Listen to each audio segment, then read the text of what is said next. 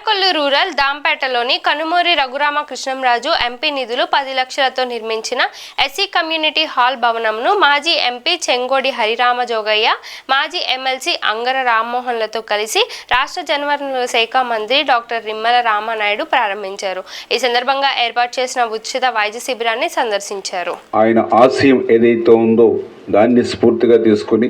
ప్రపంచ సేవా మాతృమూర్తి mother Teresa ఆ స్ఫూర్తితోటే నేను కూడా రాజకీయాల్లోకి వచ్చినటువంటి సంగతి మీ అందరికీ తెలుసు. అందుకే ఆ రోజు కూడా నేను 2014లో ఎమ్మెల్యే మొదటిసారిగా అయినప్పుడు ఆ రోజు కూడా ఎక్కడ ఏ దళిత పేటకి వెళ్ళినా, ఏ దళిత వాడికి వెళ్ళినా, ఇంకా రోడ్స్, డ్రైన్స్,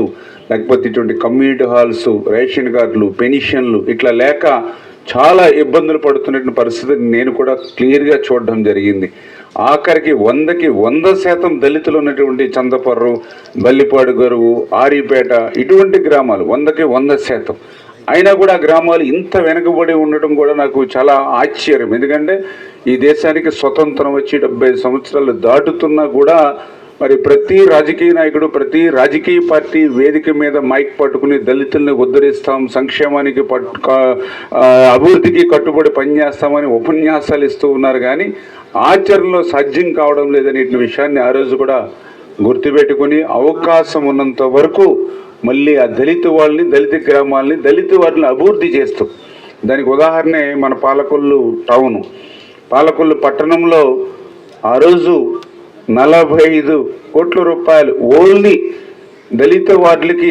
మరి ఎస్సీ సప్లన్లో తెచ్చి, అంటే 10వ వార్డు, 11వ వార్డు, 16వ వార్డు, 18వ వార్డు, 21వ వార్డు, 27వ వార్డు, 31వ వార్డు, ఒక్కొక్క వార్డుకి 5 నుంచి 10 కోట్ల రూపాయలు పెట్టాం ఒక్కొక్క వార్డుకి. దానితో ఆ వార్డులే రూపురేఖలే మార్చేసాం ఒక దళిత వార్డుని. అంటే అదేవిధంగా ఏదైతే రూరల్ ఏరియాస్లో కూడా ఎస్సీ సప్లాన్ నిధులు అక్కడ కూడా మరి దగ్గర 140 కోట్ల రూపాయల దాకా తీసుకొచ్చి, అంటే ఈ రకంగా ఆ దళితుల అభివృద్ధికి, సంక్షేమానికి అవకాశం ఉన్నంత వరకు కూడా ప్రయారిటీ ఇచ్చి పనిచేస్తూ ఈరోజు మరి చేగుండి హరిరామజోగయ్య గారు అదే బాణీలో మరి ఆయనకి ఈరోజు అధికారంలో లేకపోయినా ఆయనకు ఉన్నటువంటి పరిచయాలతోటి, ఆయన ఏదైతే గతంలో చేసినటువంటి పదవులతో ఉన్నటువంటి అనుభవంతో అది రఘురామకృష్ణరాజు గారిని ఈ ప్రాంతంలో ఒక కమ్యూనిటీ కావాలి, ఇక్కడ అవసరం ఉంది, నీడ్ ఉంది అని గుర్తించి మరి ఆయనతో 10 లక్షల రూపాయల గ్రాంట్ తీసుకోవడం కాకుండా దానికి ఇంకా కొంత బ్యాలెన్స్ పనులు ఆగిపోతే అవి తమ సొంత జేబులోంచి కూడా ఖర్చు పెట్టి ఈరోజు ఈ యొక్క దళిత ఓడలో ఈవేళ ఈ యొక్క మల్టీపర్పస్ కమ్యూనిటీ హాల్ని ఈవేళ ప్రారంభించినందుకు, అవకాశం నాకు కల్పించినందుకు జోగయ్య గారికి కూడా మనస్ఫూర్తిగా ధన్యవాదాలు కూడా ఈ సందర్భంగా తెలియజేసుకుంటూ ఉన్నా. అదేవిధంగా ఈరోజు ఇదే ప్రాంతంలో మరి భారతి గారు పేరున, ఎందుకంటే ఆయన సతీమణి మాకు కూడా బాగా పరిచయం, ఆమె పేరును కూడా ఈరోజు భౌతికంగా మన మధ్య లేకపోయినా ఆ పేరు మీద, ఆ ట్రస్ట్ పేరు మీద పేదలకి వైద్యం కూడా అందించాలనే ఉద్దేశంతో ఇవాళ ఉచిత మరి వైద్యం శిబిరాన్ని కూడా ఈరోజు ప్రారంభించుకోవడం కూడా చాలా సంతోషం. మరి ఈరోజు కూడా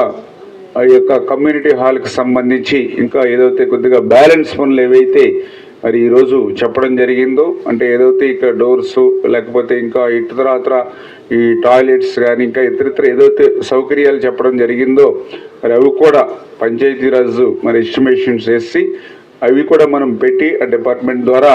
మరి తొందరలోనే ఆ నిధులు కూడా శాంక్షన్ చేసి ఆ మిగిలిన బ్యాలెన్స్ పనులు కూడా పూర్తి చేసేటువంటి బాధ్యత కూడా నేను తీసుకుంటానని చెప్పి కూడా మీ ద్వారా కూడా తెలియజేసుకుంటూ ఉన్నా.